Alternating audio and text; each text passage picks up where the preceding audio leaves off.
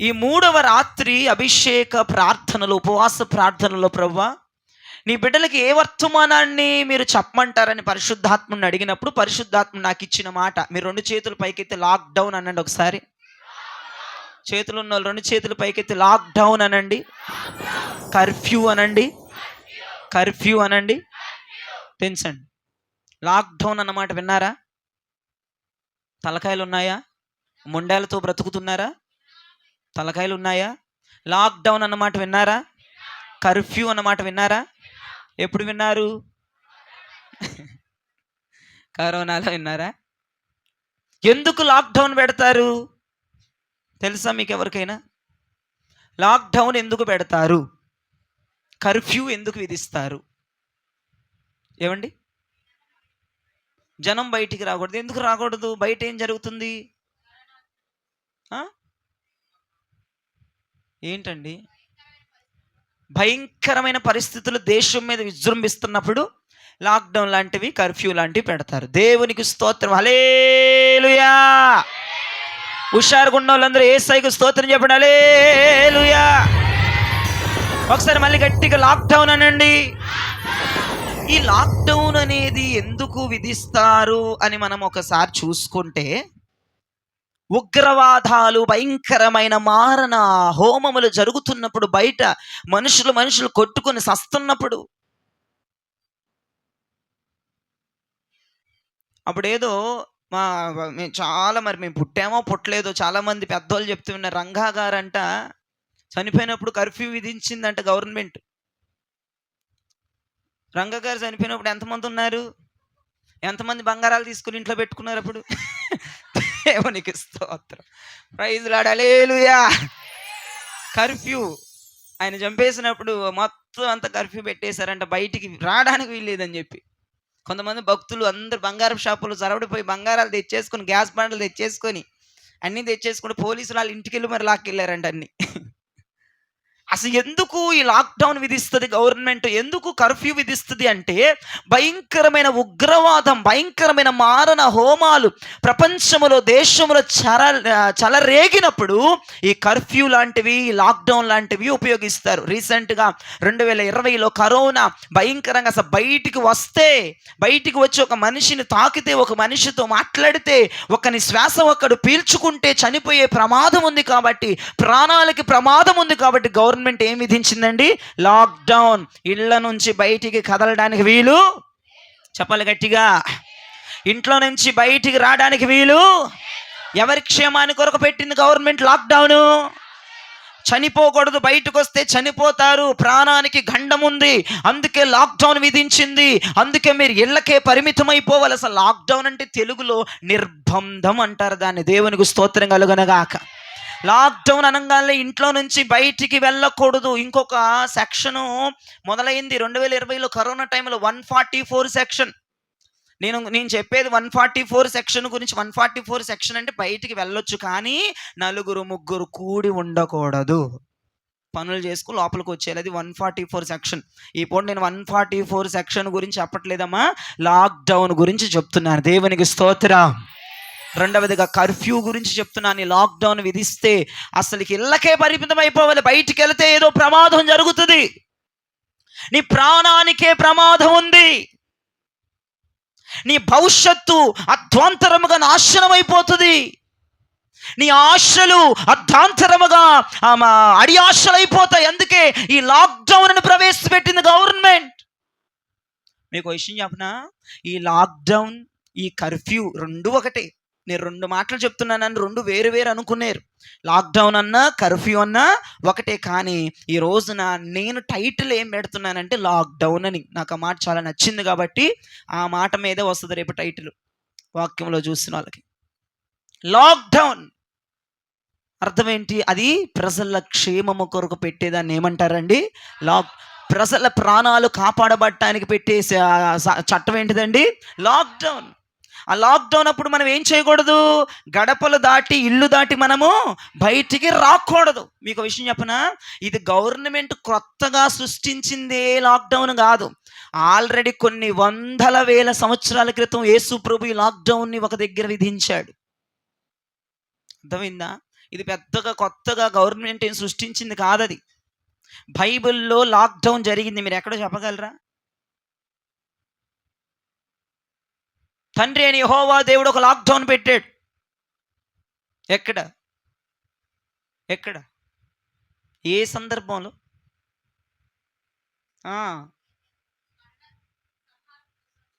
అది ఇవాళ నీకు అభిషేకం అమ్మాయి దేవరా, దేవునికి స్తోత్రం. ఎవరు చెప్పారు? ఇద్దరికి అభిషేకం ఇవ్వాలి.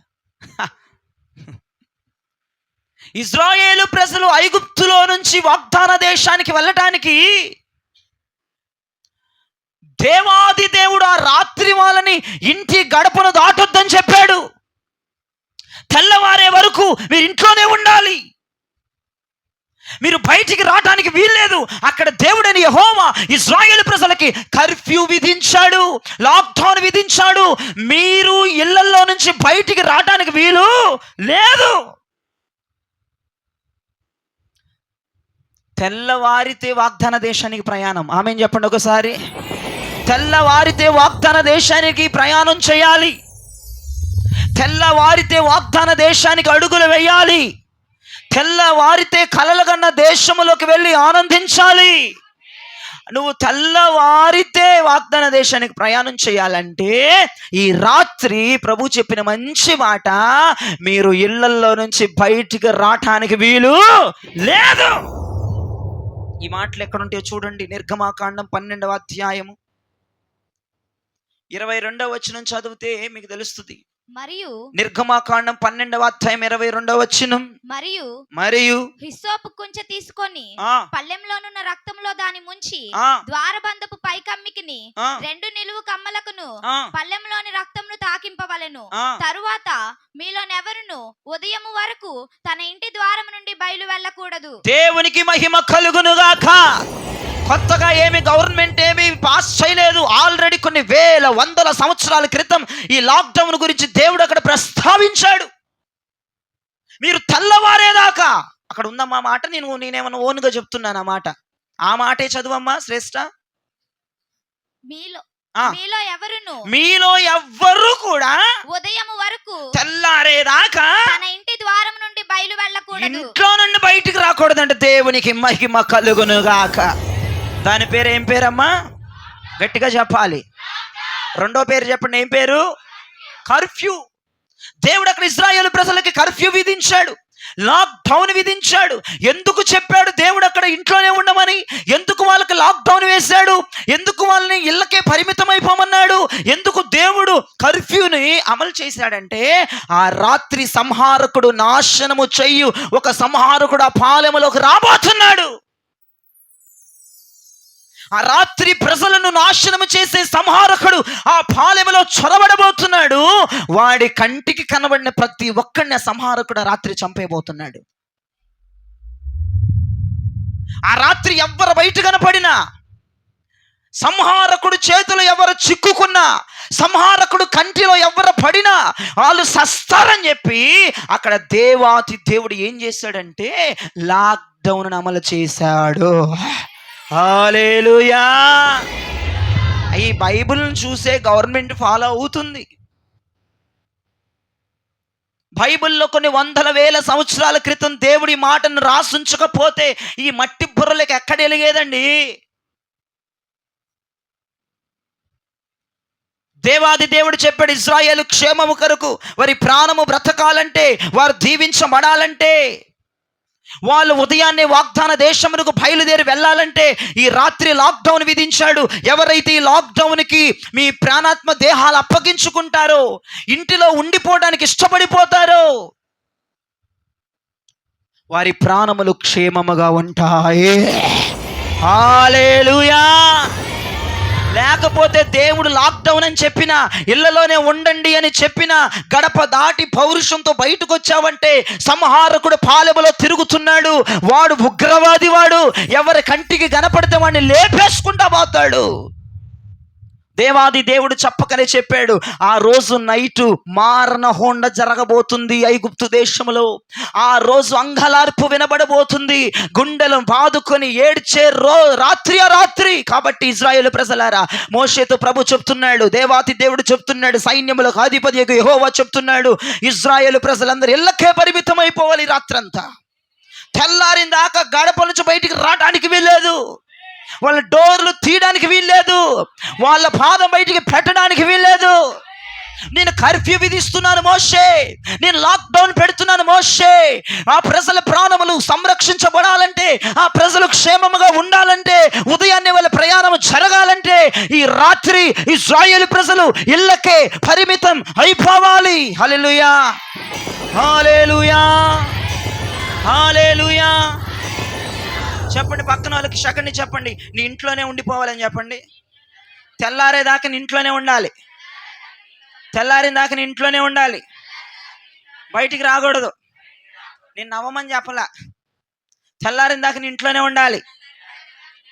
నవ్వటం వేరు, సెకండ్ ఇచ్చి చెప్పడం వేరు. మరి ఎందుకు ఆ నవ్వులు? ఎందుకు ఏటుగా నవ్వులు?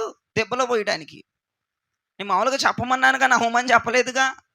పక్కన దాన్ని చూస్తున్న జోకర్ దానిలాగా ఉందా? నేను చెప్పమన్నాను, నవ్వమనలేదు. ప్రేక్షకులారా, భక్తులారా, చెప్పడానికి నవ్వమంటానికి చాలా వ్యత్యాసం ఉంది. మళ్ళీ ఒకసారి చెప్పండి, వాళ్ళ వైపు చూసి సెకండ్ ఇచ్చి, తెల్లారిందాక ఇంట్లోనే ఉండాలనండి. అది మరి బయటకు వస్తే స్తోత్రం చెల్లించమే. బయటకు వస్తే అయిపోయింది ఇక జీవితం. సంహారకుడు కంట్లో పడ్డావా ఉష్టు పటాష్ అయిపోతావు. ఇక నీ మొండం మీద, నీ మొండం మీద మెడకాయ ఉండదు, తలకాయ ఉండదు, చస్తావు. అందుకే నా ప్రభు చెప్పకనే చెప్పాడు, తెల్లారేదాకా ఇశ్రాయేలు ప్రజలకు దేవుడు కర్ఫ్యూ విధించాడు. ఈ రాత్రంతా గదుల్లోనే ఉండిపోవాలి, ఈ రాత్రి ఎవరి ఇళ్ళల్లో వాళ్ళు ఉండిపోవాలి, మీరు బయటికి రావడానికి వీలు లేదు. హల్లెలూయా. ఎప్పటి వరకు ఉండాలి అయ్యగారు? ఎప్పటి వరకు? సంహారకుడు పాలెమును వదిలిపెట్టేంత వరకు, తెల్లవారే వరకు, ప్రయాణం ఆరంభమయ్యేంత వరకు. 3 విషయాలు. ఎప్పటి వరకు ఇంట్లోనే ఉండాలి, ఎప్పటి వరకు ఇంట్లోనే ఉండాలి. సంహారకుడు దాటి వెళ్ళిపోయేంత వరకు, ఆమేన్. తెల్లవారే వరకు, నీ ప్రయాణం ఆరంభమయ్యేంత వరకు. అప్పుడు దాకా నువ్వు బయటికి రావచ్చా? వస్తే ఏమవుతుందో నీకు తెలుసుగా? తెలుసైతే ఇట్లా ఓపండి, తెలియదైతే ఇట్లా చెప్పండి. తెలుసా? బయటకు వస్తే ఏమవుతుందో తెలుసా? నువ్వు ఎప్పటిదాకా ఉండాలి లోపల? మూడు మాటలు చెప్పాను, చెప్పండి. మొదటిది, 2, 3, మన ప్రయాణం ఆరంభమయ్యే వరకు. హల్లెలూయా, హల్లెలూయా. మొదటి మాట దీంట్లో, ఈ 3 విషయాల్లో మొదటి మాట, సంహారకుడు వెళ్ళిపోయేంత వరకు నువ్వు ఇంట్లోనే ఉండాలి. బయటికి వెళ్ళవనుకో, సంహారకుడు బాగా ఆకలితో ఉన్నాడు, కొత్త లాడిపోతుంది, తన గుండె రోషంతో నింపబడిపోయి ఎవడ కనపడతాడు, ఎవడ అడ్డొస్తాడా, కత్తి వాత చేత తలకాయలు తెగ నరుగుదామని పాలెము చుట్టూ సంహారకుడు తిరుగుతున్నాడు. నా ప్రభు అంటాడు, సంహారకుడు తిరుగుతున్నాడమ్మా భక్తులారా. సంహారకుడు బయటే ఉన్నాడు, పాలెములో ఉన్నాడు, లోకంలో ఉన్నాడు సంహారకుడు. నీవు బయటికి రావద్దు, నువ్వు లోపలే ఉండు. ఎందుకంటే నీ ప్రాణానికి గండం ఉంది. నువ్వు బయటకు వస్తే నువ్వు చనిపోతావు, నువ్వు బ్రతకవు. బయటకు వస్తే నువ్వు లోపలే ఉండాలి. ఈ చారిత్రాత్మకమైన సందేశం వెనక ఏదో ఒక మర్మం దేవుడు దాచుంచాడు. ప్రియులారా, మీరు బైబిల్లో రాసింది చరిత్ర కాదు, అది ఒక ఆత్మీయ సత్యం, అది ఆత్మీయ నగ్న సత్యం. ఇది చరిత్రలాగా మనం చూడకూడదు. బైబిల్ చరిత్ర కాదు, బైబిల్ వాస్తవం. బైబిల్ కథ కాదు, బైబిల్ నిజ జీవితం. ఇప్పుడు నేను చెప్తున్న మాట కట్టు కథ అనుకుంటున్నారా మీరు? ఇది వాస్తవం. దీని వెనకాల నా దేవుడు దాసి ఉంచిన సత్యమేది? దీని వెనకాల నా తండ్రి ఏ సత్యాన్ని దాచాడు? సంహారకుడు వెళ్ళిపోయిందాకా ఇశ్రాయేలు ప్రజల్ని నా ప్రభు బయటికి రావద్దన్నాడు. తెల్లవారేదాకా ఇశ్రాయేలు ప్రజల్ని నా ప్రభు బయటికి రావద్దన్నాడు. నీ ప్రయాణం ఆరంభమయ్యేదాకా ఇశ్రాయేలు ప్రజల్ని నా ప్రభు బయటికి రావద్దన్నాడు. దానిలో మొదటి మాట, సంహారకుడు నిన్ను దాటి వెళ్ళిపోయే వరకు మనం ఇంట్లో నుంచి బయటికి గట్టిగా చెప్పాలి, రాకూడదు. ఎవరి సంహారకుడు? ఎవడి సంహారకుడు అంటే శత్రువైన అపవాది. శత్రువైన అపవాది నిన్ను దాటి వెళ్ళిపోయేంత వరకు, శత్రువైన అపవాది నిన్ను విడిచిపెట్టేంత వరకు నువ్వు ఇంట్లోంచి బయటికి రావచ్చా? రాకూడదు. అసలు మీకు శత్రువులు ఉన్నారా? చేయి చూపించండి. నాకు శత్రువులు ఉన్నారన్న వాళ్ళు లేరా? ఉన్నారా? అందరికీ ఉన్నారా? ఎవరు? మీ బాబాయా, మీ పిన్నులా, తోడబుట్టిన వాళ్ళ, రక్త సంబంధుల? ఆడే వాళ్ళు మన శత్రువులు కాదమ్మా, దరిద్రం. ఇప్పుడు ఎత్తుతున్నారు, అందరు ఎత్తుతుంది. ఇప్పుడు అందరికి ఉన్నాడా శత్రువు? ఉన్నాడా? లేడా? అమ్మ ఎంత పరిశుద్ధులమ్మా మీరు, అందరినీ ప్రేమించే పరిశుద్ధులు. శత్రువులు అంటే మనుషులు కాదు, శత్రువులు అంటే అపవాది. ఇప్పుడు ఎత్తండి, అందరికి ఉన్నాడా శత్రువు? అపవాది అయిన సాతాను మనందరికి ఎవరు? శత్రువు. అపవాది నిన్ను దాటి వెళ్ళిపోయేంత వరకు మనందరం ఎక్కడుండాలి? ఇంట్లోనే ఉండిపోవాలి. రేపు వెళ్ళిపోతాడు అపవాది నిన్ను వదిలేసి? రేపు వెళ్ళిపోతాడా? ఇప్పుడు వెళ్ళిపోతాడు, పోనీ ఎల్లుండి వెళ్ళిపోతాడా? మరి ఎప్పుడు వెళ్తాడు? ఎప్పుడు తెల్లారిద్ది? అందుకే చెప్పి ఆత్మసత్యం మాటలు అని చిన్న చేతకోళ్ళకి అర్థం కావు. అపవాది ఇప్పుడు వెళ్ళిపోతాడా? ఏసునామములో పో అంటే పోతాడు. ఇప్పుడు నేను పోతాడు, మళ్ళీ వస్తాడు. పూర్తిగా ఎప్పుడు వెళ్తాడు అమ్మా? ఎప్పుడు కలిగిద్ది అమ్మా? అయ్యయ్యో, నేను చెప్పా పిహెచ్డి లెవెల్లో నిన్న చెప్పారు బోధ. నాకు నేనేదో చిన్నగా చేసుకొని వస్తే అమ్మ మనలో పరిశుద్ధాత్ముడు ఉన్నప్పుడు పోతాడంట. పూర్తిగా పోతాడా? పూర్తిగా. ఇప్పుడు బబ్బాలు అలాంటి పోవట్లేదుగా, ఇది పరిశుద్ధాత్మ. వెలుగు కమ్మినప్పుడు అంటున్నారు దెబోరా తెల్లారేదాకా అంటుంది. దెబోరా అక్కడ చూస్తే ఏమి ఉండదమ్మా, ఇది ఆత్మసత్యం అమ్మా, నగ్న సత్యాలమ్మ. ఈ బైబిల్లో రాసి పెట్టలేదమ్మా ప్రభు. ఆ చరిత్రను వివరిస్తే ప్రభు పాదాల దగ్గర ఉంటే తెలుస్తాయి అన్నీ. అపవాది కూడా ఎప్పుడు పోతాడు? మనం చచ్చినాక పోతాడు. మనం సత్తే ఇంక ఆడికి మనకేమైనా ఉందా ఎవ్వరు? అంటే మనం బ్రతికినంత కాలం ఇంట్లోనే ఉండాలి, చర్చికి రావద్దనా? అది కూడా చెప్తారు.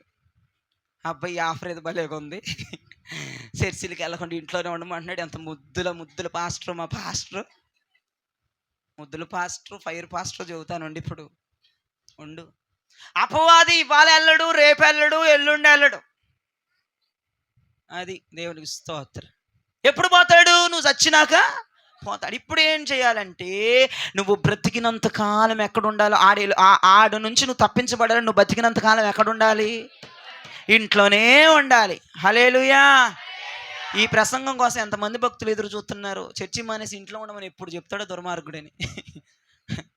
పొద్దుగోలు చర్చికి రమ్మనే తిడుతున్నాడు, ఇప్పుడు ఇంట్లో ఉండమంటున్నాడు. అబ్బబ్బా అని ఇట్లాగ అనుకోలేక మనసులో ఇట్లా అనుకోని చిటుక్కుమనయ్యా, ఎంత దిష్టో కదా నాకు.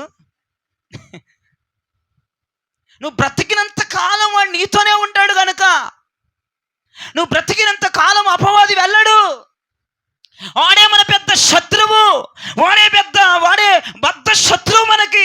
ఇప్పుడు వాడు నిన్ను విడిచిపెట్టాలన్నా, వాడి దాడి నీ మీద జరగకూడదన్నా, మనం ఇంట్లోనే మనం బ్రతికినంత కాలం ఉండాలి. హల్లెలూయా. నువ్వు బ్రతికినంత కాలం బయటకు అడుగు పెట్టకూడదు. దేవునికి మహిమ కలుగును గాక. పక్కనలకు శాఖని చెప్పండి, బ్రతికినంత కాలం ఇంట్లోనే ఉండాలనండి. బ్రతికినంత కాలం ఇంట్లోనే ఉండాలనండి. బయటకు వస్తే తెలుసు కానండి, ఆడు పొంచున్నాడు. అపవాదిగాడు మామూలుగా లేడు. కత్తి గట్ర పట్టుకొని పొంచున్నాడు. నిన్ను తరమటానికి, నిన్ను నాశనం చేయడానికి, నీ బ్రతుకులు ఒగ్గిపాలు చేయడానికి, నిన్ను తగలబెట్టేసి, పెట్రోల్ పోసి తగలబెట్టేసి నీ నోకల భూమి మీద లేకుండా చేయడానికి వాడు లోకములో సంహారకుడు వలె కత్తి పట్టుకొని తిరుగుతున్నాడు. నీవు వాడిని తప్పించుకోవాలన్నా, వాడి బారి నుంచి నువ్వు విడిపించబడాలన్నా, నీ ప్రాణమును వాడు ఏమి చేయకూడదన్నా, నీవు బ్రతికినంత కాలం వాడి కంట్లో పడకుండా నువ్వు ఇంటిలోనే సురక్షితంగా ఉండాలి. హల్లెలూయా. రెండవది, ఎప్పటి వరకు ఉండాలి ఇంట్లో? ఎప్పటి వరకు? తెల్లారేదాకా ఎక్కడ ఉండాలి? ఇంట్లోనే. ఇప్పుడు తెల్లారటం అంటే ఏంటి అర్థం?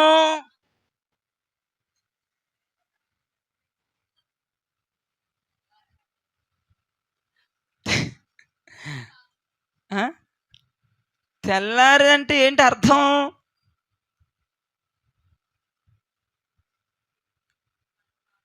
ఇప్పుడు తెల్లారేదాకా ఇంట్లో ఉండాలంటే ఏం దాటిపోవాలి? ముందలా ఏం దాటిపోవాలి? రాత్రి దాటిపోవాలి, చీకటి దాటిపోవాలి. తెల్లవారటానికి ముందు చీకటి ఉంది, తెల్లవారటానికి ముందు రాత్రి ఉంది. ఈ రాత్రి గడిస్తే తెల్లారిద్ది, ఈ చీకటి గడిస్తే తెల్లారిద్ది. నేను అంటాను నీ శ్రమల కాలం తీరేంత వరకు నువ్వు ఇంట్లోనే ఉండాలి. నీ శ్రమలు నిన్నేమి చేయకూడదంటే, నీ మీదకు విజృంభిస్తున్న శ్రమలు, నీ మీదకు తిరగబడుతున్న శ్రమలు, నీ మీద తిరగబడుతున్నటువంటి ఈ లోకములో వెంటాడుతున్న శ్రమలు నిన్నేమి చేయకూడదంటే, ఆ శ్రమలు తీరిపోవాలి, ఆ శ్రమలు దాటిపోవాలంటే నీవు ఇంట్లోనే ఉండాలి. హల్లెలూయా. నీ జీవితములు శ్రమలు దాటిపోవునుగాక, ఇబ్బందులు దాటిపోవునుగాక, కీడు దాటిపోవునుగాక, శాపము దాటిపోవునుగాక. అది దాటిపోయేంత వరకు ఎక్కడుండాలి? దెబోరా షెకెనక్క, మా షెకెనక్క రాతపోతలకు ఎందుకు పని పెడుతున్నారు? ఇంటి దగ్గరికి వెళ్ళి యూట్యూబ్ ఆన్ చేసుకుంటే పుష్కలంగా వీడియో వస్తుంది, కూర్చొని రాసుకోండి. ఇక్కడ వినండి అంతే, ఇంటి దగ్గర రాసుకోండి. నేనేం చెప్తున్నాను? ఎట్లా ఉంటుంది అమ్మా? ఇంట్లోనే ఉంటావా? ఎప్పుడు పొద్దు కూకులా?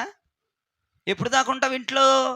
శ్రమలు తీరిపోయేంత వరకు, శ్రమలు దాటిపోయేంత వరకు, ఇబ్బందులు దాటిపోయేంత వరకు, కీడు దాటిపోయేంత వరకు, శాపం దాటిపోయేంత వరకు, దరిద్రం దాటిపోయేంత వరకు ఎక్కడ ఉండాలి? ఎవరింట్లో ఉండాలి? మీ ఇంట్లో ఉంటామయ్య గారు.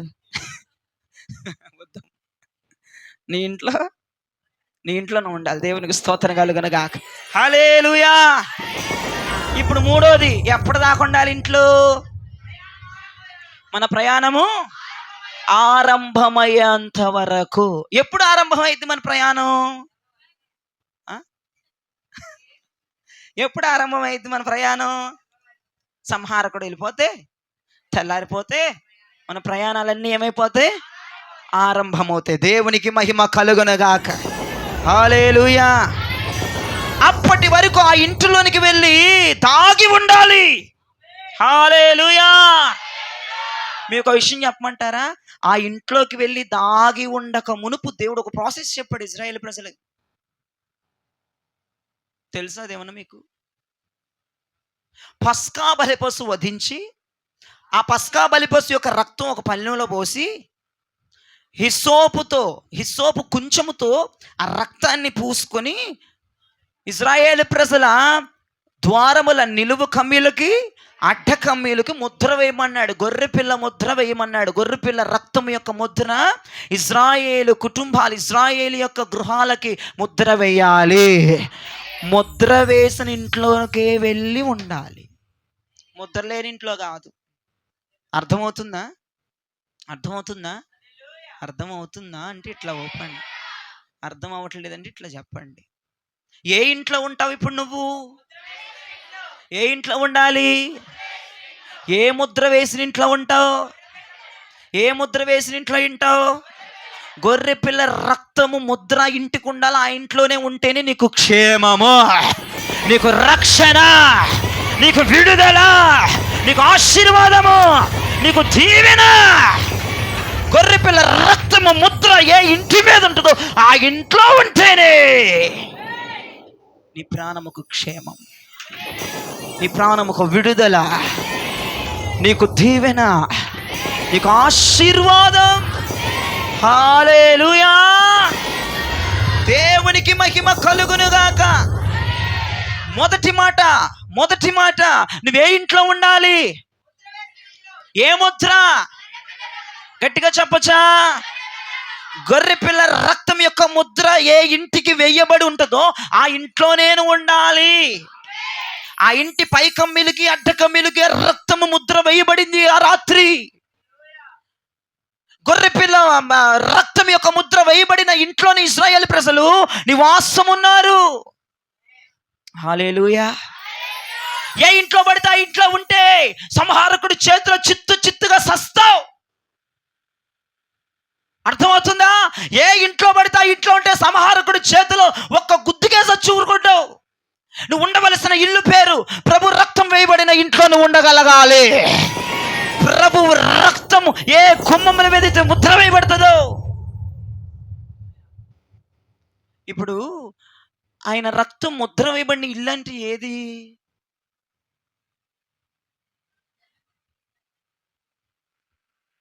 ఇప్పుడు ఇంట్లో ఉండు అని ఇందాక అన్నావు. ఇప్పుడేమో గొర్రెపిల్ల రక్తం యొక్క ముద్రేసిబడిన ఇంట్లోనే ఉండాలంటున్నావు. ఏ ఇంట్లో పడితే ఆ ఇంట్లో ఉండొద్దు అంటున్నావు. ఇందాకలేమో నీ ఇంట్లోనే ఉండమన్నావు. ఇప్పుడేమో ఏ ఇంట్లో పడితే ఆ ఇంట్లో ఉండొద్దు అంటున్నావు. రక్తం ముద్ర వేయాలంట. ఏది రక్తం వేయబడిన ముద్ర ఇల్లు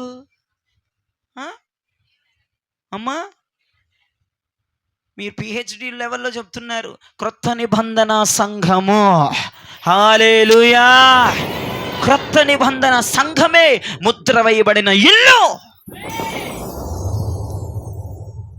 నేను అంటున్నాను ఈ రాత్రి, మీకు నచ్చితే ఆమేన్ చెప్పండి.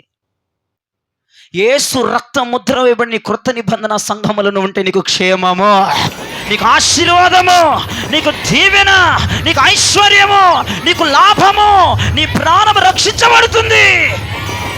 ఈ సంఘమే క్రొత్త నిబంధన ఇల్లు. నీవు వారం వస్తున్న సంఘమే ఇదిగో క్రీస్తు రక్తము ముద్ర వేయబడిన ఇల్లు. ఏ సంఘం పడితే ఆ సంఘం కాదని చెప్పండి సెకండ్ ఇచ్చి. హలో, ఏ సంఘం పడితే సంఘం కాదు. కొంతమంది సంఘాల్లో రాజకీయాలు జరగవా? కొంతమంది సంఘాల్లో గుద్దులాటలు జరగవా? కొంతమంది సంఘాల్లో లాయర్ లాగా అయ్యగారు కూర్చుంటారు. లాయర్ లాగానే ఇక్కడ కూర్చోవటం, దోషుల్లాగే విశ్వాసులు అక్కడ ఉండటం లేవంటారా సంఘాలు? కొన్ని సంఘాలు దయ్యం సంఘాలు, విగ్రహారాధన పూజలే జరుగుతున్నాయి కొన్ని సంఘాల్లో. ఏ సంఘం పడితే సంఘములో ఉంటే నువ్వు కాపాడబడవు. ఏ సంఘములో పడితే సంఘములో ఉంటే నీకు దీవెన రాదు. ఏ సంఘములో పడితే సంఘములో ఉంటే సంహారకుడి చేతిలో చంపబడతావు. నువ్వు ఉండవలసిన సంఘం గొర్రెపిల్ల రక్తం ఆ సంఘానికి ముద్ర వేయబడి ఉండాలి. అది కొత్త నిబంధన సంఘమై ఉండాలి. హల్లెలూయా. గొర్రెపిల్ల రక్తం ఉన్న ఇంటిలో సంహారకుడు రాడు. ఎవరైతే గొర్రెపిల్ల ముద్ర వేయబడిన సంఘములో ఉంటారో ఆ సంఘములో నీకు సంహారకుడు రాలేడు. ఆ సంఘములో ఉన్న బిడ్డలను నాడేమీ చేయలేడు. ఆ సంఘములో ఉన్న వారిని వాడి వెంట్రుకు కూడా రాల్చలేడని సభాముఖంగా చెప్తున్నాను. సంఘమునికి ఎంత క్షేమం, సంఘమునికి ఎంత ఆశీర్వాదం. నేను అంటాను, నీ ఇంట్లో ఈ క్షేమం ఉంటుందా? నీ ఇంట్లో ఈ ఆనందం ఉంటుందా? నీ ఇంట్లో ఈ ఘనత ఉంటుందా? నీ ఇంట్లో ఈ సంబరం ఉంటుందా? నీ ఇంట్లో బ్లెస్సింగ్ ఉంటుందా? నీ ఇంట్లో ఈ మాటలు ఉంటాయా? నీ ఇంట్లో ఈ అభిషేకం ఉంటుందా? నేను అంటాను, గొర్రె పిల్ల రక్తము ముద్రించబడిన ఇల్లు నీకు క్షేమాన్ని ఇస్తుంది, నీకు లాభాన్ని ఇస్తుంది, నీకు ఆశీర్వాదాన్ని ఇస్తుంది, నీకు ఐశ్వర్యాన్ని ఇస్తుంది, నీకు ఘనతనిస్తుంది. హల్లెలూయా. మనము నివసించాల్సిన ఇంటి పేరు సార్వత్రిక సంఘం. రాజకీయాలు జరిగే సంఘాల్లో కాదు. పాస్టర్కి పాస్టమ్మకి పడదో ఆ సుప్పనాథ్ సంఘాల్లో కాదు మనం ఉండవలసింది. కొన్ని సంఘాలు ఉంటాయి, పాస్టర్ మేము ఎట్ట పెట్టుకొని ఉంటుంది. ఆయన వాక్యం చెప్తే ఈ సుప్పనేది దెయ్యంది. ఇప్పుడు నేను ఒకటి అంటానండి, నాకు చాలా మంది చెప్పారు, నేను చెప్పకుండా మీకేం చెప్పట్లేదు, మీకు నోపించడానికి కాదు, ఇది కట్టు కాదు కదా, నిజం ఇది. కొంతమంది చెప్తారు, అయ్యగారు మా అయ్యగారు ఏంటి వాక్యం చెప్తారు కానీ మా అయ్యగారి భార్య మూతు ముడుచుకొని ఏదో సెవెన్స్ వచ్చినప్పుడు ముక్కులకి గుట్లు పెట్టుకున్నట్లుగా చీర కొంగు అడ్డు పెట్టుకొని ఉంటుంది అయ్యగారు. అసలు వాళ్ళిద్దరికి పడదంటారు. ఆ సంఘాలకు వెళ్తే నువ్వు రక్షించబడతావా, దీవించబడతావా? దైవజనులకి సమాధానం లేదు. దైవజనుల పిల్లలకి సమాధానం లేదు. ఆ సంఘాల్లోకి వెళ్తే సంహారకుడు వెంటనే లేపేస్తాడు నిన్ను. రాజకీయాలు జరిగే సంఘాలు, బయట ఉన్న దరిద్రం అంతా సంఘంలోనే. బయట ఉన్న అందచందాలన్నీ సంఘాల్లో వేసుకొని చూపిస్తారు దరిద్రం. అటువంటి సంఘాల్లో ఉంటే నేను చెప్తున్నా, నీకు క్షేమం రాదు. నా వాక్యాలు మీరు ఎక్కడన్నా వినండి. నా సంఘం అని నేను ఎప్పుడూ మాట్లాడను. నేను వాక్యం చెప్తున్నాను, అర్థమైన వాళ్ళకి అర్థమవుతుంది. ఇదిగో గిరిపురంలో ఈ సంఘంలోనే యేసు రక్త ముద్ర ఉందని నేను ఎక్కడా చెప్పలేదు. నేను మీకు అర్థం అవ్వాలి. బయట ఉన్న ఆచారాలు ఏమి సంఘంలో ఉండకూడదు. ఇక్కడ ఉందా లేదన్ను చూసుకోవాలి. నేను ఈ సంఘం అని నేనైతే చెప్పను. మీకు అర్థమని వాక్యమే చెప్తాను. నేను ఎప్పుడు నేను అతిశయపడను, ఎప్పుడు నేను గర్వపడను. మీరు ఏ యూట్యూబ్లోకి వెళ్ళి ఏ వాక్యాలని మీరు చెక్ చేసుకోండి. మా సంఘంలోకి రండి, మా సంఘంలో గొర్రెపిల్ల రక్తం ముద్ర ఉంది, ఇదే కరెక్టు, ఇదే తోపు, ఇదే తురుమని నేను ఎక్కడా చెప్పలేదు. నేనేం చెప్తున్నానో వినండి. నేనేం చెప్తున్నా మీరే టాలీ చేసుకోండి. బయట అందచందాలు సంఘంలో కనపడితే అది నిజమైన సంఘము కాదు. బయట షోయింగ్లన్నీ సంఘాల్లో జరుగుతుంటే అది నిజమైన సంఘం కాదు. బయట ఆచారాలన్నీ సంఘంలో చేస్తుంటే అది నిజమైన సంఘం కాదు. అది గొర్రెపిల్ల రక్తం లేని సంఘం. అది బయట రాజకీయాల లోపల జరుగుతుంటే అది నిజమైన సంఘం కాదు. నేను చెప్తున్న మాటలు అర్థమవుతున్న వాళ్ళు దేవునికి స్తోత్రం చెప్పండి. గొర్రెపిల్ల రక్తము ఏ సంఘానికి ఉంటుంది, ఆ సంఘంలో ఉంటే నీకు క్షేమం కలుగుతుంది. కొంతమంది దూరం నుంచి వచ్చారు, వాళ్ళు వినాలి. నువ్వు వెళ్ళే సంఘము గొర్రెపిల్ల ముద్ర వేయబడిన సంఘమేనా? సుప్పనాతి బుద్ధులు నీ సంఘంలో ఉన్నాయా? పోకిరి యాషాలు నీ సంఘంలో ఉన్నాయా? పోకిరి మాటలు నీ సంఘంలో ఉన్నాయా? బయట ఉన్న అందచందాలన్నీ చూయించుకుంటున్నారు ఆ సంఘాల్లోకి వచ్చి. ఆ సంఘము యేసు రక్తము ముద్ర వేయబడని సంఘము. ఏ సంఘము ముద్ర వేయబడిన సంఘమో తెలుసా? ఏ సంఘము గొర్రెపిల్ల ముద్ర ఉన్న సంఘమో తెలుసా? లోకములో ఉన్న వేవి వాళ్ళు లోపలికి రానివ్వరు. షోయింగ్లు చేయనివ్వరు. లోపలికి వచ్చిన వాళ్ళని నరికేస్తారు. వాక్యంతో లోపలికి వచ్చిన వాళ్ళని, ఎచ్చు తగ్గులు ఉన్న వాళ్ళని, కొమ్ములు గట్ర ఉన్న వాళ్ళని నరికోతలు పెట్టేస్తారు సంఘంలోకి వచ్చిన వాళ్ళని. ఆ సంఘమే గొర్రెపిల్ల ముద్ర ఉన్న సంఘము. హల్లెలూయా. ఆ సంఘములను ఉంటే నీకు క్షేమం, ఆ సంఘములను ఉంటే నీకు ఆశీర్వాదం, ఆ సంఘములను ఉంటే అది నీకు దీవెన, ఆ సంఘములను ఉంటే అది నీకు సుఖము. హల్లెలూయా. ఏ చర్చి పడితే చర్చి కాదని చెప్పరే. ఏ సంఘం పడితే సంఘం. మీరు టాలీ చేసుకోండి. మీరు వెళ్ళే సంఘాలు టాలీ చేసుకోండి. ఎందుకంటే ఇప్పుడు కూడా ఉపదేశం వినకుండా మా పుట్టుకు నుంచి మీద అదే సంఘం అంటది ఒక దెయ్యం, దురాత్మ దానా, దెయ్యం దానా. పుట్టుకు నుంచి ఆ సంఘంగా దురాత్మ. ఆ సంఘము యేసు రక్తం ముద్ర ఉందా అది చూసుకో.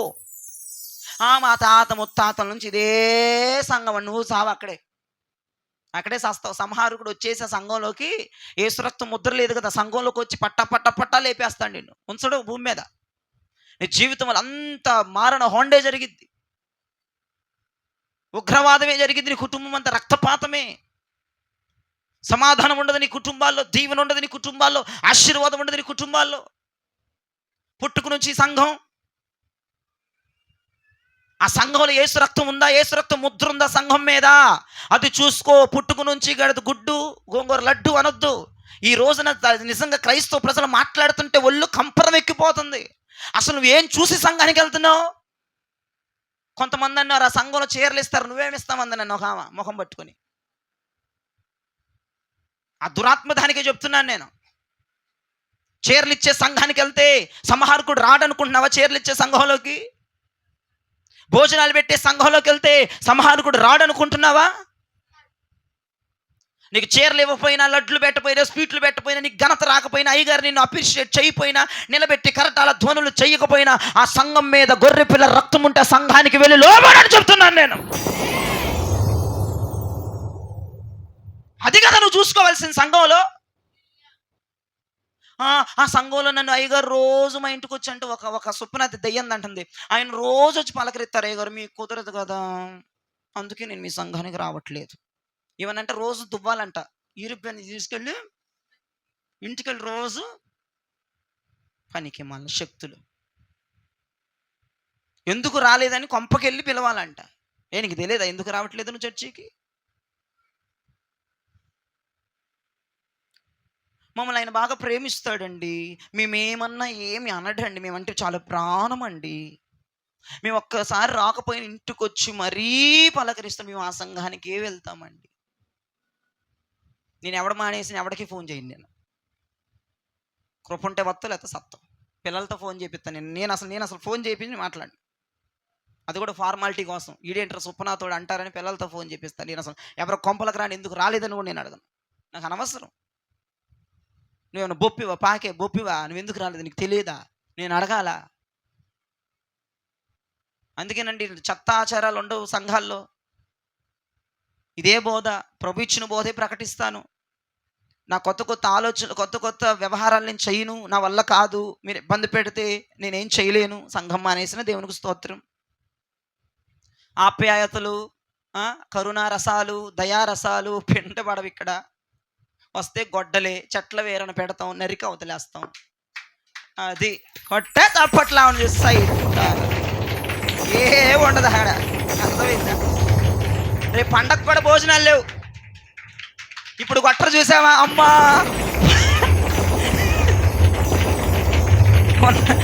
పెడతాంలే భక్తులారా, పెడతానమ్మా దేవస్తోత్రం. పెట్టకపోతే నీ చూపులతో నేను తట్టుకోలేనమ్మా, నీ చూపులు. పెడతావమ్మా, రేపు ఆదివారం పెడతాము, బల్లారాధన పండగ. దేవునికి స్తోత్రం, హల్లెలూయా. ఈ సంవత్సరమే చీరలు పంచం ఒక సహోదరి కరుణించి ఇచ్చింది కాబట్టి ఆ చీరలన్నా వచ్చినాయి, లేకపోతే నాకు అలవాటు లేదు కదా, మీకు తెలుసుగా. అది అందరికి తెల్ల చీరలే. అయ్యగారు ఎందుకు కొంచెం అద్దాల చీర అనుకొని ఇవ్వచ్చుగా. అది నా స్పాన్సర్ కాదమ్మా, నా స్పాన్సర్ అయితే చీరలు కూడా ఇవ్వను. హల్లెలూయా, దేవునికి మహిమ, దేవునికి స్తోత్రం. ఒక సహోదరి ఏంటో కనికరించి ఇచ్చారు. అది అసలు అలాంటి కార్యక్రమాలు ఎప్పుడు సంఘంలో లేవు. దేవుడు ప్రేరేపించాడు కాబట్టి ఆ కుటుంబానికి నేను కాదనలేకపోయాను. ఐదైనా వారి కుటుంబానికి ఆశీర్వాదం. దేవునికి స్తోత్రం కలుగునుగాక. ఇప్పుడు నేను ఇదంతా ఎందుకు చెప్తున్నాను గోళ? ఏ చర్చి పడితే చర్చికి మనము వెళ్ళకూడదు ప్రీతి విజనమా.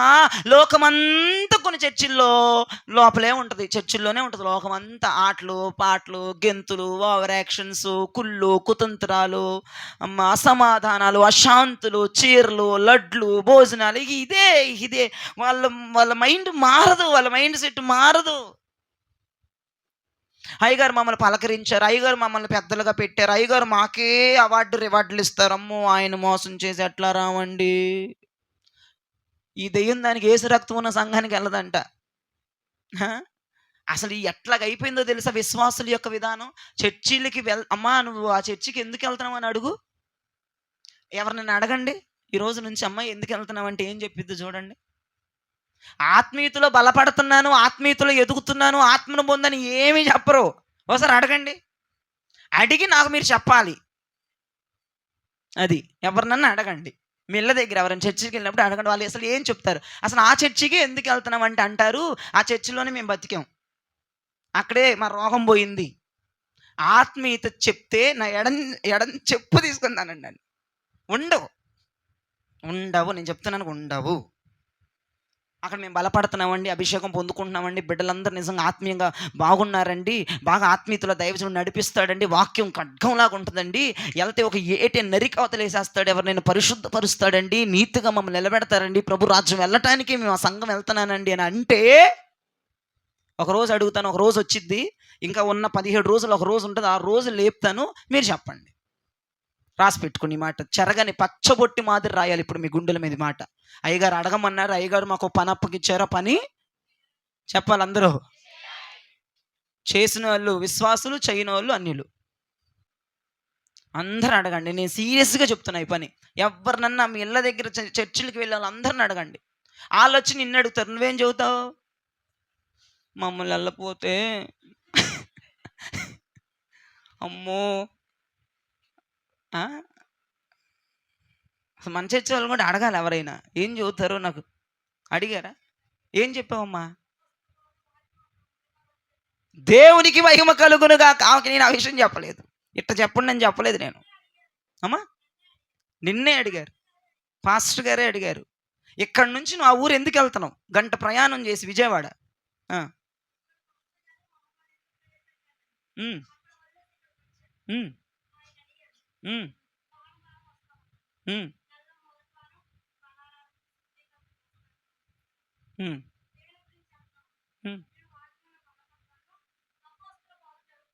కొట్టే చప్పట్లు.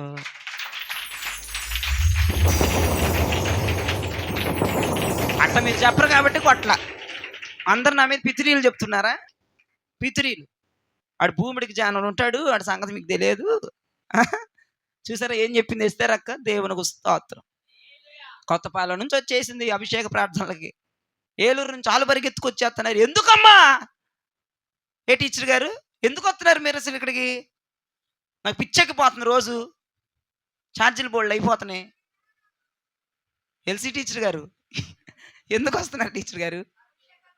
అది అభిషేకం పొందుకోవడానికి ఆత్మీయంగా అక్కడ చర్చిలు లేవా? ఆడ మందిరాలు లేవా వాళ్ళకి? నేను చెప్తున్నాను, యేసు రక్తము ఏ సంఘం మీద ఉంటుందో ఆ సంఘములో నువ్వు ఉన్న ఎడల నీకు క్షేమాభివృద్ధులు నీకు దొరకబోతున్నాయి. హల్లెలూయా. కీర్తనలు 91:1 కనుక మీరు తెరిచి చదవగలిగితే, 91వ కీర్తన 1వ చరణం, మహోన్నతుని చాటున రాతపోతలకి అయ్యా మహోన్నతుని చాటున నివసించువాడే సర్వశక్తుని నీడను సర్వశక్తి నీడను పొందుకుంటాడు. నేను చెప్తున్నాను, మహోన్నతుని చాటున నివసించేవాడు, క్రీస్తు రక్తము ఏ సంఘం మీద ఉంటుందో ఆ సంఘంలో ఉన్నవాడు వేటగాని ఊరి నుంచి తప్పించబడతాడు, అపవాది నుంచి తప్పించబడతాడు, సంహారకుడు నుంచి తప్పించబడతాడు. హల్లెలూయా. ఇక నా వైపు చూడండి, చదివి సంవత్సరం అయిపోయింది. అతల్య అనండి ఒకసారి. ఈ అతల్య అనేటువంటి వ్యక్తి యూదా కుమారుల్ని చంపాలని 7 సంవత్సరాలు ప్రయత్నం చేసింది. ఎన్ని సంవత్సరాలండి? 7 సంవత్సరాలు. ఈ అతల్య అనే వ్యక్తి యూదా కుమారుల్ని చంపేయాలని 7 సంవత్సరాలు ప్రయత్నం చేసి అందరినీ చంపేసింది, ఒక్కడిని మాత్రం చంపలేకపోయింది. ఒక్కడిని మాత్రం చంపలేకపోయింది. ఆ వ్యక్తి పేరు యోవాషు అనండి ఒకసారి. యోవాషు ఆ వ్యక్తిని చంపలేకపోయింది. యూదా కుమారులు అందరూ చచ్చిపోయారు, ఒక్కడే మిగిలాడు. అతల్య చంపలేకపోయింది. ఎంత ప్రయత్నించింది యోవాషు గురించి. ఎందుకు యోవాషుని అతల్య చంపలేకపోయిందో తెలుసా? ఈ యొక్క యోవాషు 6 సంవత్సరాలు యెహోవా మందిరములో నివాసం ఉన్నాడు. హల్లెలూయా. గొర్రె పిల్ల ముద్ర వేయబడిన సంఘములో యోవాషు నివాసం ఉన్నాడు. అందుకే అతల్య యోవాషుని ఏమి చేయలేకపోయింది. ఇప్పుడు నేనంటాను, సంఘములో గనక నువ్వు నివాసం ఉండగలిగితే, సంఘములో గనక నీవు నివాసము చేయగలిగితే, యెహోవా చాటున నువ్వు నివాసం చేయగలిగితే, గొర్రె పిల్ల రక్తము ముద్ర వేయబడిన సంఘములోనికి నువ్వు రాగలిగితే, ఈ సంఘములను సేద తీరగలిగితే, వేటగాని ఊరి నుండి నువ్వు తప్పించబడబోతున్నావు. హల్లెలూయా. వేటగాని ఊరిలో నుండి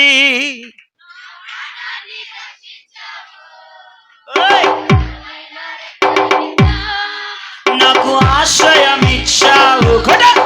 వేటగాని ఊరిలో నుండి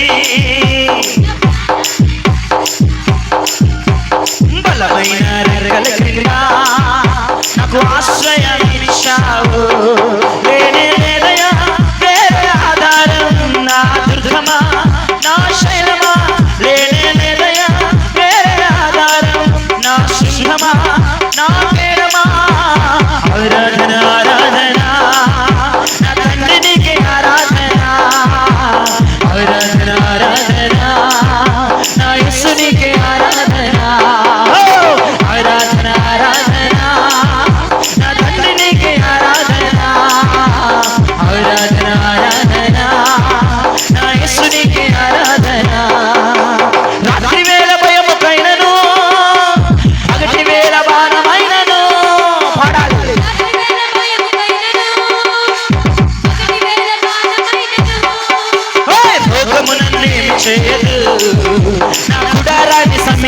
సమీపించరు. ఆమె ఎందుకంటే గొర్రె పిల్ల రక్తమున్న ఇంటిలో ఉంటున్నావు. ఆమె లేనే లేదయా వేరే ఆధారం, నా దుఃఖమా నా శైలమా, లేనే లేదయా నా శుద్ధమా నా శైలమా. ఆరాధన ఆరాధన నా తండ్రి నీకే ఆరాధన, ఆరాధన ఆరాధన నా యేసు నీకే ఆరాధన. పాడాలి ఆరాధన ఆరాధన నా తండ్రి నీకే ఆరాధన, ఆరాధన ఆరాధన. 1000 మంది పడిపోయినా 10,000 మంది కూలిపోయినా, పాడాలి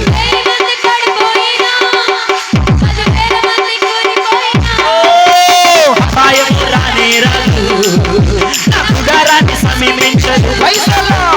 అపాయము రానే రాదు, నా గుడారాన్ని సమీపించదు. హుషారుగా లేనే లేదయా నా దుఃఖమా, లేనే లేదయా నా శుద్ధమా. ఓ ఆరాధన ఆరాధన నా తండ్రి నీకే ఆరాధన, ఆరాధన ఆరాధన. ఓ ఆరాధన ఆరాధన ఆరాధన ఆరాధన. 1000 మంది పడిపోయినా నాకు భయమేమి లేదు. 1000 మంది అపాయము రాదు, అపాయము రానే రాదు. శక్తుల రమా ఆత్మలు ఆనందిద్దాం. లేదయా వేరే ఆధారం, లేదయా నా శుద్ధమా, ఆరాధన ఆరాధన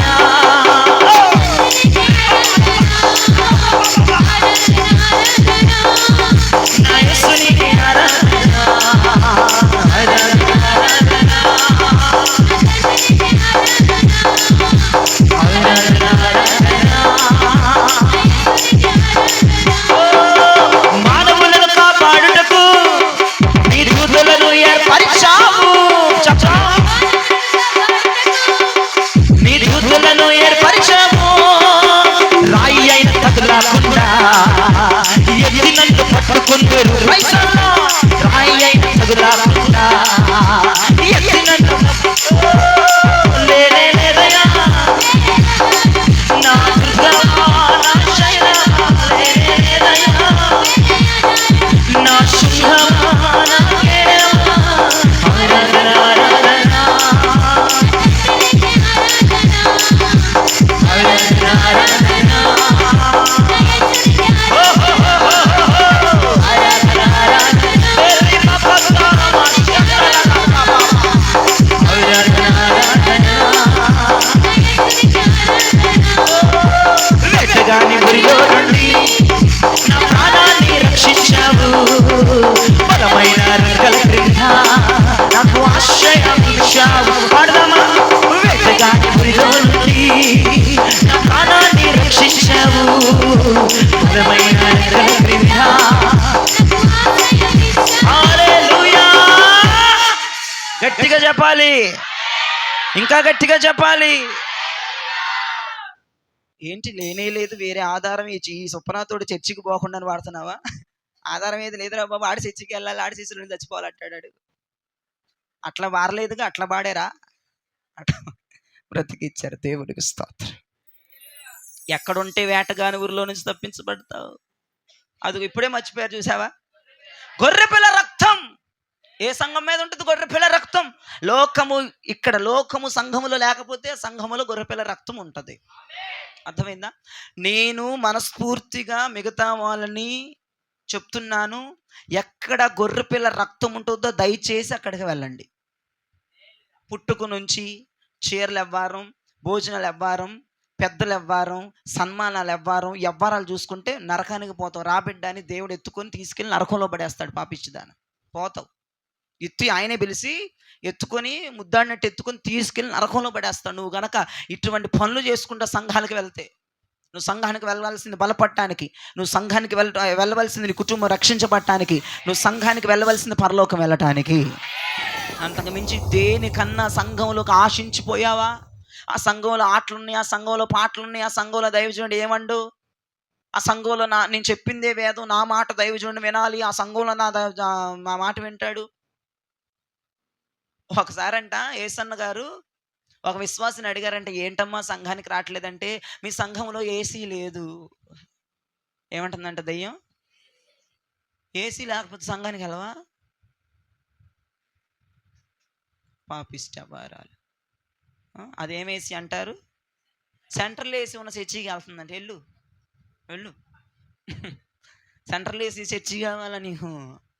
ఇంకొక ఆమెను అడిగాడంటే యేసన్న గారు, ఎందుకమ్మా అంటే, నాకు మెత్తటి సీట్ వేయట్లేదు, నేను ఉద్యోగిని కదా అందంట.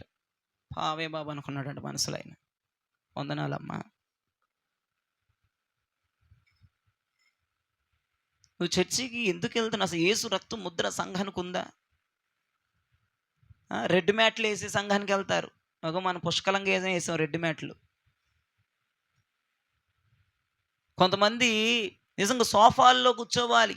ఎంప్లాయీలు, విఐపీలు వచ్చినప్పుడు సోఫా ఇస్తేనే వాళ్ళు ఆ చర్చికి వెళ్తారు, లేకపోతే వాళ్ళకి విలువైపోతే వెళ్ళరు. మన చర్చికి ఎంత గొప్ప వాళ్ళన్నా వచ్చి వెళ్ళనివ్వండి, నువ్వు కూర్చున్న ప్లేస్లోనే కూర్చోవాలి. అర్థమైందా?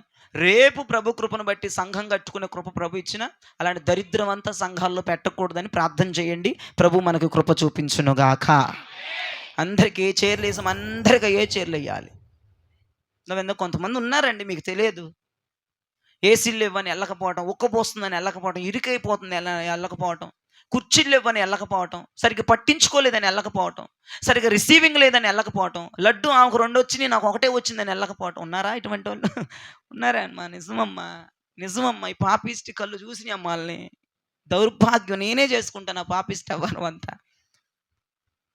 మళ్ళీ అయ్యగారు ఇచ్చారంట లడ్డూలు, ఒక చర్చి ఉంది, అయ్యగారు ఆమెకు 2 ఇచ్చాడు, నాకు 1 ఇచ్చాడంటే అయిపోయినాయి అక్కడ. పాపం ఆయన ఏం చేస్తాడు, స్పాన్సరింగ్ 2 వస్తుందేమోనని పెట్టాడు, చివరికి 1 వచ్చింది. అదిగో అయ్యగారికి మనమే ప్రేమ లేదు, నేను ఫస్ట్ నుంచే చెప్తున్నాను కదా రత్తమ్మ, నువ్వు ఎందుకు వస్తున్నావు ఈ చర్చికి, వెళ్ళిపోదామన్నాను, మొత్తం అనేసారంట. అమ్మో, లడ్ల కోసం పోతున్నావు ఎన్ని సంవత్సరాలు చర్చికి?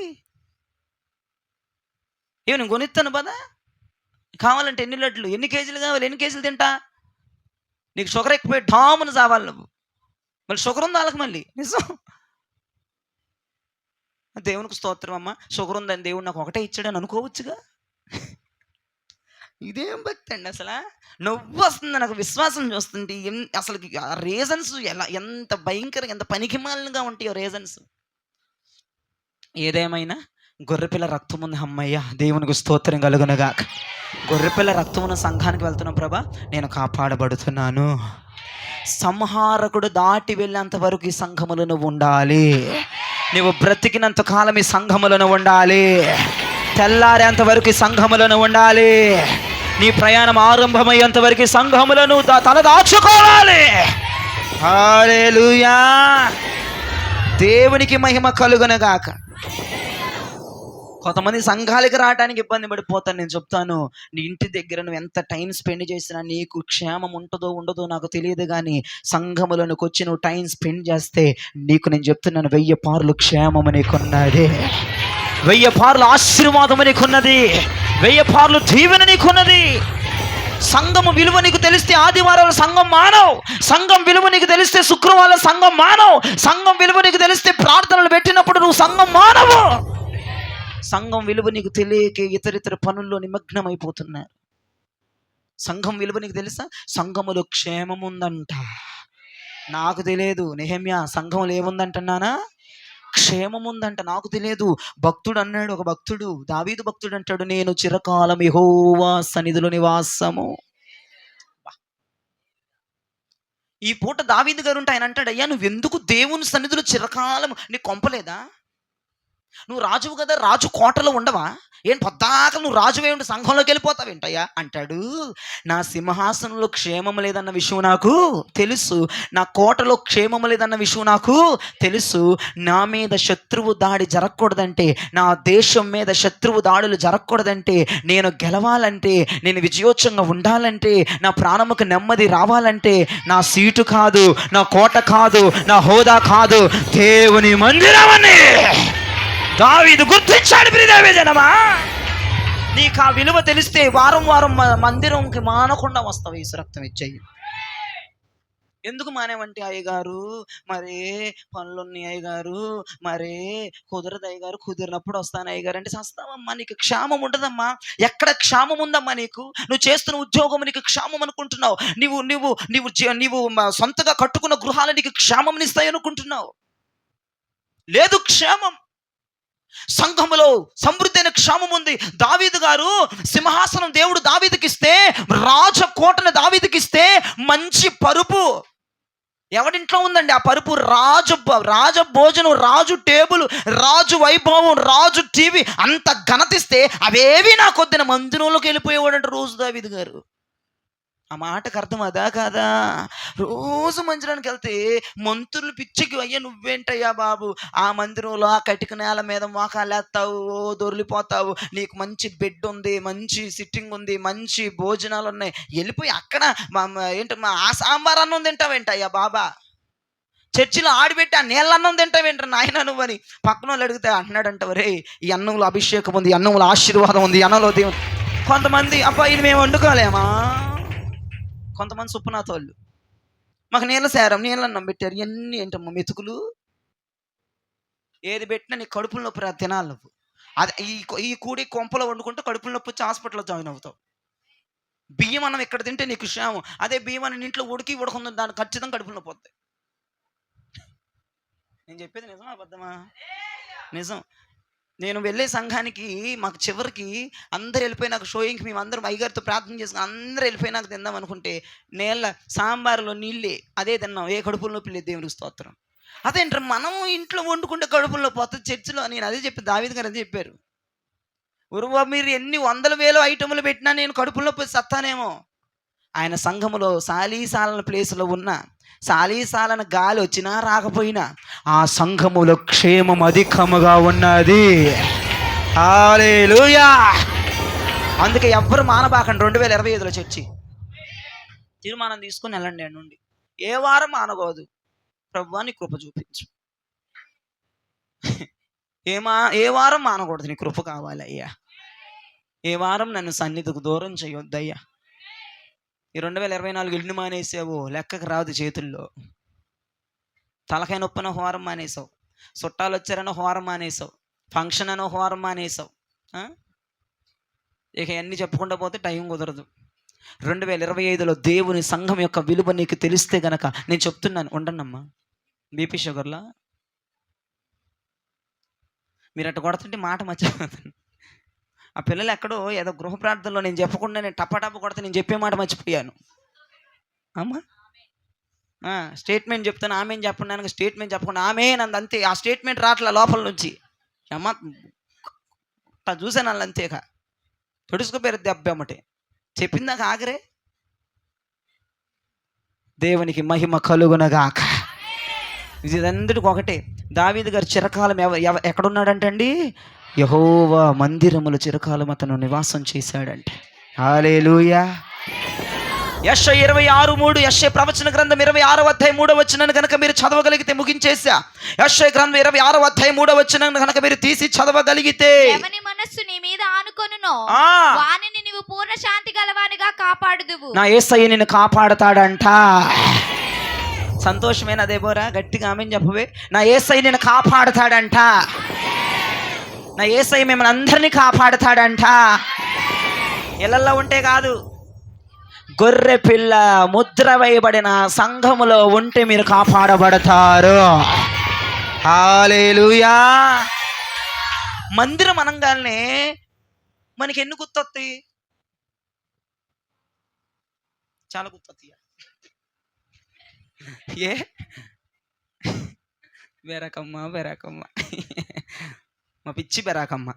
దేవుడు బెరాకమ్మను దీవించునుగాక. ఆమేన్. మందిరం అనగానే ఎన్ని గుర్తు రావాలి మనకి? చెప్పండి. 3. దేవుడు పాస్టర్ అంటే ఇంకోరు నువ్వా?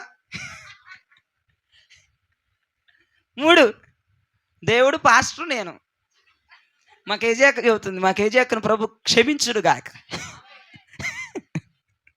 3 గుర్తు రావాలి మందిరం అనగానే. గట్టిగా చెప్పమ్మా, మీ ఇద్దరు బాగా చెప్తున్నారు. ఈరోజు మీ ఇద్దరి మీద పోసేస్తాను, ఎవరికి పోయడం. దేవునికి ఇస్తాను, నిజంగానే పోస్తాను. ఇక్కడ నుంచి మాట్లాడేది నేను వెనక తీను. చెప్పండి. ఇప్పుడు మీరు చెప్పండి.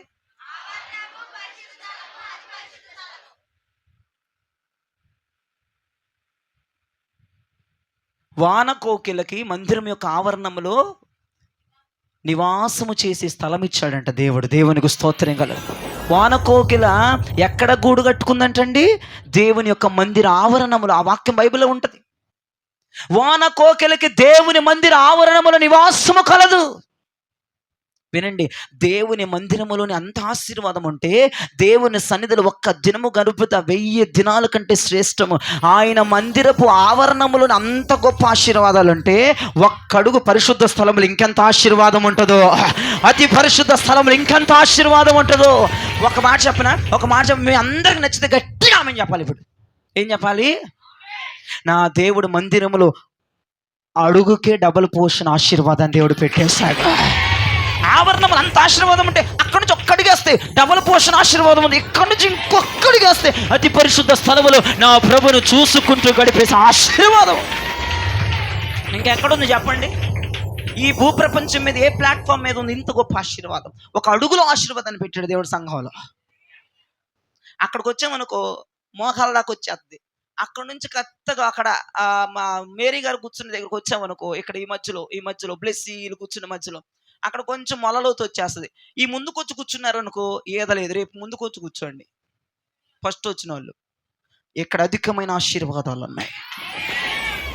ఓవరాల్గా మందిరం అంతా ఆశీర్వాదంతో నింపబడింది.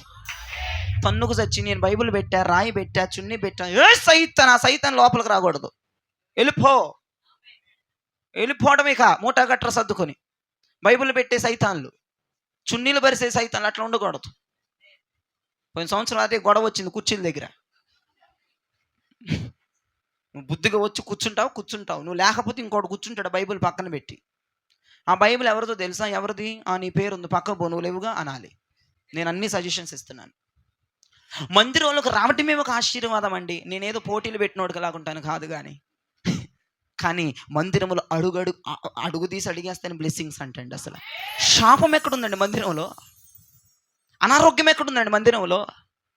దురదృష్టం ఎక్కడుందండి మందిరంలో? నష్టం ఎక్కడుందండి మందిరంలో? బాధ ఎక్కడుందండి మందిరంలో? ఆవరణములోనే అంత ఆశీర్వాదం అంటే పరిశుద్ధ స్థలం అని ఇంకో గొప్ప ఆశీర్వాదం అంట. అతి పరిశుద్ధ స్థలం అని ఇంకా గొప్ప ఆశీర్వాదం అంట. మందిరం అంతా క్షేమముతో నిండి ఉన్నది. మందిరం అంతా ఆరోగ్యముతో నిండి ఉన్నది. మందిరం అంతా కృపతో నిండి ఉన్నది. మందిరం అంతా శక్తితో నిండి ఉన్నది. శ్రేష్టమైన ఈవులతో మందిరం నిండి ఉన్నది. ఈ రోజు నీ ఆశీర్వాదం నీ మీదకు దిగి వచ్చునుగాక. వినండి, మనందరం ఏ చర్చిలకు పోవాలా? అది ఇప్పుడు గొర్రెల పిల్ల రక్తం ఉన్న చర్చి ఎట్లా ఉంటుందో అందరికి తెలిసిందా తెలియలేదా? మీకు అన్నీ చెప్పాను నేను. గొర్రె పిల్ల రక్తం ఉన్న చర్చిలో ఏమేమి జరుగుతాయి, ఆ చర్చికే పోతే ఆ చర్చిలో నీకు క్షేమము, ఆరోగ్యము, సమాధానం, శక్తి. మీరు అక్కడే బ్రతికినంత కాలం ఉండండి, సంహారకుడు నిన్నేమీ చెయ్యడు. అసలు ఆ సంఘాల్లోకి వచ్చి నిన్నేమి చేయలేడు. ముందల శ్రమలు నిన్నేమీ చేయలేవు, ఇబ్బందులు నిన్నేమీ చేయలేవు, రోగాలు నిన్నేమీ చేయలేవు. హల్లెలూయా. అమ్మో, గొర్రె పిల్ల రక్తం వేయబడిన చర్చికి వెళ్తేనే కుదరదు. ఇలాంటిది ఏంటో అనుకున్నారు కదా మీరు, లిటిగేషన్ ఉంటుందని. ఆశ దోశ అప్పడం వాడ అప్పో మీరు అందరూ మన చర్చి విశ్వాసులు అందరూ అనుకుంటున్నారు, అమ్మయ్యా ఇప్పుడు రెండో మాట. ఇప్పుడు దాకా ఒక మాటే చెప్పా, రెండో మాట తొందరగా ముగిచ్చేస్తాను, ఎక్కువసేపు చెయ్యను నేను. ఇప్పుడు రెండో మాట, గొర్రెపిల్ల రక్తం ఉంది, అమ్మయ్య దేవునికి స్తోత్రం, అయ్యగారు ఈ రోజు నా కోసమే వాక్యం, అయ్యగారు అని అనుకుంటున్నావు నీ మనసులో. ఇప్పుడు రెండో మాట చెప్పినాక నీ కోసమో కాదో చూసుకు. ఇప్పుడు రెండో మాట, గొర్రెపిల్ల రక్తము ముద్ర వేయబడిన సంఘంకి వెళితే సరిపోదు.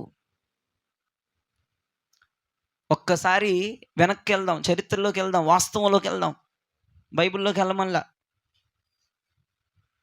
ఈసారి మెడలోంచి చేసిన వాళ్ళు అట్టాగే అతుక్కుపోవును గాక కిందకి. నేను ప్రార్థన చేయను, 31 చేస్తాను ప్రార్థన. ఇట్టాగే ఉండాలి అప్పుడు నువ్వు. స్వస్థత ప్రార్థన చేయనిక అమ్మడి అట్టాగే ఉండాలి. ఎడు తిప్పుతాడు. నువ్వేంటి ఇటు తిరిగి పని చేస్తున్నావు? అయ్యగారు శాపం పెట్టారు, ఇది రాదంట. ఏ డాక్టరు ఇడిపించడండి మెడని. అవసరమైతే మెడ తీసేయాలంటాడు. అమ్మో, మెడ తలకాయ తీసేస్తావా? గుర్తుపెట్టు, నా వైపు చూడండి. చరిత్ర కనుక వాస్తవాన్ని కనుక చూస్తే సంహారకుడు ఐగుప్తులో ఉన్న ఎవరిని చంపడానికి వచ్చాడంటే, సంహారకుడు ఎవరిని చంపుతున్నాడంటే రోషంతో. ఐగుప్తునా? అందుకే కంగారు పడొద్దు అన్నాను. ట్యాబ్లెట్లు వేసుకొని రాలేదా? నేను చెప్తుంది వింటున్నారా? ఆడ ఐగుప్తులోకి సంచరించి ఫస్ట్ ఎవరిని చంపేశాడాడు అమ్మా? తొలిచూలోల్ని, జ్యేష్ఠుల్ని, ఇంటి పెద్ద కుమారులు, దేవునికి మహిమ కలుగునగాక. తొలిచూలోళ్ళు, తండ్రికి పుట్టిన మగబిడ్డ, మొదటి కుమారుడు రోషంతో గడగడ గడగడ పెద్ద పుత్రులందరినీ, తొలిచూలోళ్ళందరినీ, జ్యేష్ఠులందరినీ టపా టపా టపా టపా టపా టపా లేపేస్తున్నాడంట.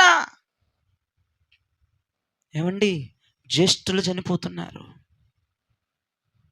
జ్యేష్ఠులు అంటే ఎవరు? జ్యేష్ఠులు అంటే ఎవరండి అమ్మా? ఎవరు ఎవరు జ్యేష్ఠులు? ఏమమ్మా గట్టిగా చెప్పండి అమ్మా. జ్యేష్ఠులు అంటే ఎవరు? జ్యేష్ఠత్వం అంటే అసలు ఏంటో బైబిల్లో యాకోబు తన కుమారుణ్ణి అంటాడు చూడండి. పెద్ద కుమారుడితో మాట్లాడుతున్నాడు. ఆదికాండం 49వ అధ్యాయము 3వ వచనం చూడండి. ఇక చివరిగా ముగించేశాను. ఆదికాండం 49వ అధ్యాయము 3వ వచనం. రూబేను, నీవు నా పెద్ద కుమారుడవు, నువ్వు నా జ్యేష్ఠుడవు, నా శక్తియు, నా శక్తి, నా బలము యొక్క ప్రతిఫలమును, నా బలము నీవే, ఔన్నత్యాస్తి అతిశయములను బలాతిశయములను నీవే. హల్లెలూయా. జ్యేష్ఠులు అంటే ఎవరో తెలుసా? జ్యేష్ఠులు అంటే బలము వాళ్ళే, శక్తి వాళ్ళే. ఆ తండ్రికి బలము, శక్తి, పౌరుషం అంతా ఎవరు? ఆ పెద్ద కుమారుడే. ఇప్పుడు యేసయ్యకి జ్యేష్ఠులు ఎవరము? ఇప్పుడు యేసయ్యకి ఆయన దృష్టిలో జ్యేష్ఠులు ఎవరు? నేనని చెప్పలేకపోయే దౌర్భాగ్యమైన స్థితిలో ఉన్నందుకు నేను చాలా దుఃఖిస్తున్నాను ఈ రాత్రి. యేసయ్యకి మనందరం జ్యేష్ఠులం కాదా? యేసయ్యకి మనందరం అతిశయస్పదలము కాదా? నేనే అన్నవారు గట్టిగా దేవునికి స్తోత్రం చెప్పండి. ఇప్పుడు మనమందరము జ్యేష్ఠులం.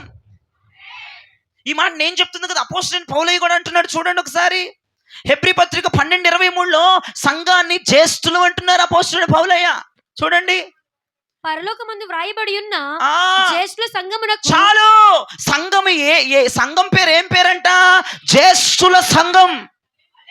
ఏమండి, మనమందరం జ్యేష్ఠులం. ఆడు మనల్ని చంపడానికి వచ్చాడు. అసలు సంహారకుడు జ్యేష్ఠులను చంపుతాడంట, బలవంతులను చంపేస్తాడంట, ప్రార్థనా పరులను చంపేస్తాడంట, కన్నీటి పరులను చంపేస్తాడంట, ఉపవాసం ఉండే వాళ్ళని చంపేస్తాడంట, కత్తికి కండ తీసేస్తాడంట.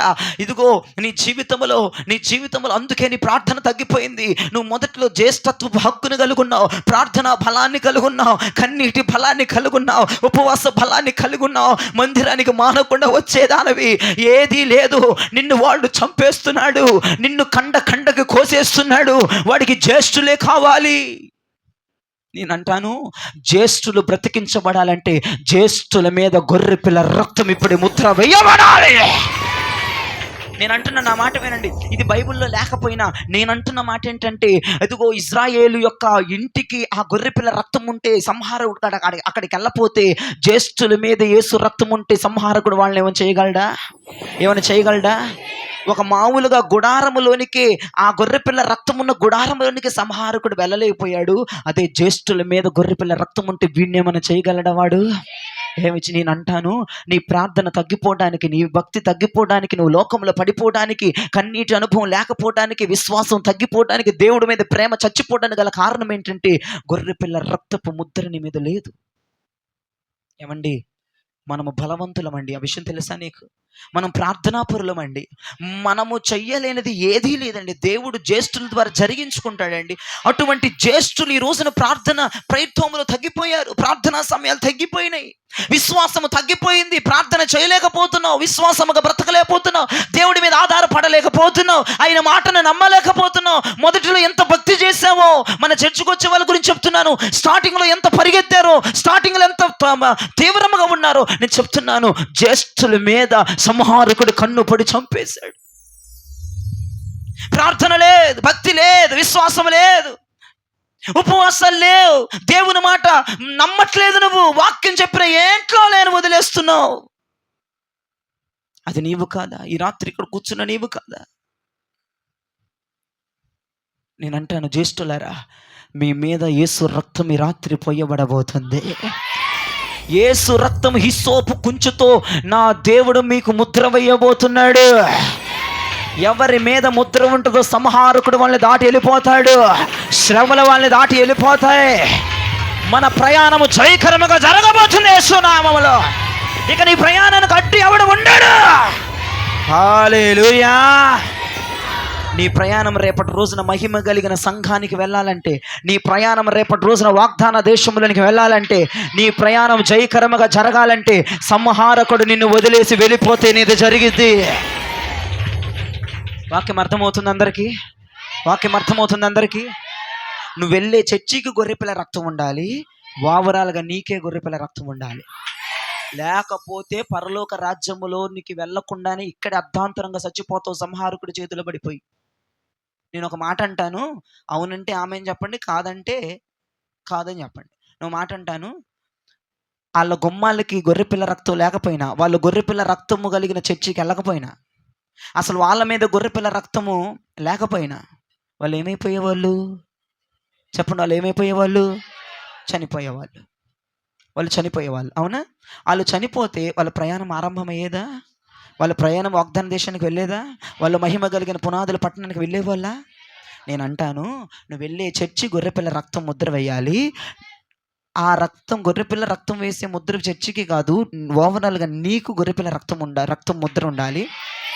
ఈ రెండు లేకపోతే నేను చెప్తున్నాను, ఆత్మీయ ప్రయాణము నిర్దాక్షిణంగా ఆగిపోద్ది. ఖచ్చితంగా నేను చెప్తున్నా, మీరు అవునన్నా కాదన్నా, ఆత్మీయ ప్రయాణం నిర్దాక్షిణంగా ఆగిపోయి పరలోక పట్టణానికి నువ్వు చేరలేవు. పునాదులు కలిగిన పట్టణాన్ని నువ్వు చూడలేవు. వాళ్ళు ఆ రోజున లాక్డౌన్కి విధేయత చూపించారు కాబట్టి, గొర్రెపిల్ల రక్తము ముద్ర వేసుకున్నారు కాబట్టి వాళ్ళ గుడారాలకి, వాళ్ళ మీద కూడా గొర్రెపిల్ల రక్తం అనే ముద్ర ఉంది కాబట్టి సంహారకుడు వాళ్ళని ఏమి చేయలేకపోయారు. ఈ లోపు సంహారకుడు వెళ్ళిపోయాడు. ఈ లోపు చీకటి గడిచిపోయింది, తెల్లారిపోయింది. అస్సలకి పాటలతో ప్రయాణం మొదలైంది వాళ్ళది. అసలు అబ్బా, వాళ్ళ ప్రయాణానికి అడ్డు లేదని చెప్పండి. వాళ్ళ ప్రయాణాన్ని ఎవడు ఆపలేదని చెప్పండి. వాళ్ళ ప్రయాణాన్ని ఎవడు ఆపలేకపోయాడని చెప్పండి. ఎవరికి చెప్తున్నారు? పక్కనోడికి చెప్పండి. వాళ్ళ ప్రయాణాన్ని ఎవరు ఆపలేకపోయారని చెప్పండి. వాళ్ళకి ప్రయాణానికి అడ్డు ఎవరు లేరని చెప్పండి. ఎందుకు? వాళ్ళ చర్చి మీద ఏముంది? వాళ్ళ మీద ఏముంది? అందుకే ఆడేం చేయలేకపోయాడు. హల్లెలూయా. ఈ రోజున మీరు అవునన్నా కాదన్నా, ఈ రోజున ఇక్కడికి వచ్చిన ప్రతి ఒక్కరికి, చిన్న నుంచి ముసల వరకు ఈ అభిషేకం రాబోతుంది. అందరి మీద ఆత్మ కుమ్మరించబడబోతుంది. అందరి మీదకి ఆత్మ దిగి రాబోతుంది. నేను మిమ్మల్ని యేసు రక్తంతో ముద్రించబోతున్నాను ఈ రాత్రి. నా యేసయ్య అన్నాడు, అరే పాప సప్పుడు ముద్దానికి కూడా రాయిరా పాప. హల్లెలూయా. అందరికి పోస్తా, కానీ కాపాడుకునే బాధ్యత మీరు. అందరు హేగిరి డ్యాన్సులు వేసుకుంటే ఎగరబాకండి, అర్థమైందా? యేసు రక్తం ఒక ముద్రగా మీ మీదకి రాబోతుంది. నేను చెప్తాను యేసు రక్తం ముద్ర పడిన ప్రతి ఒక్కరు, ఎట్లాగో యేసు రక్తం ముద్ర వేయబడిన సంఘానికి వస్తున్నావు కాదనట్లా, నీ మీద కూడా ముద్ర వేసుకో. నీ ప్రయాణాన్ని ఆపే దమ్ము బలాలు ఎప్పటికీ లేదు. హ్యాపీగా తంబూర నాద సితారాలు పట్టుకుని హ్యాపీగా ముందు కొనసాగిపోవచ్చు. నీకు క్షేమం రాబోతుంది, నీకు అద్భుతం జరగబోతుంది. నువ్వు ఆశీర్వదించబడబోతున్నావు, నువ్వు దీవించబడబోతున్నావు, నువ్వు సుఖశాంతులతో నింపబడబోతున్నావు. హల్లెలూయా.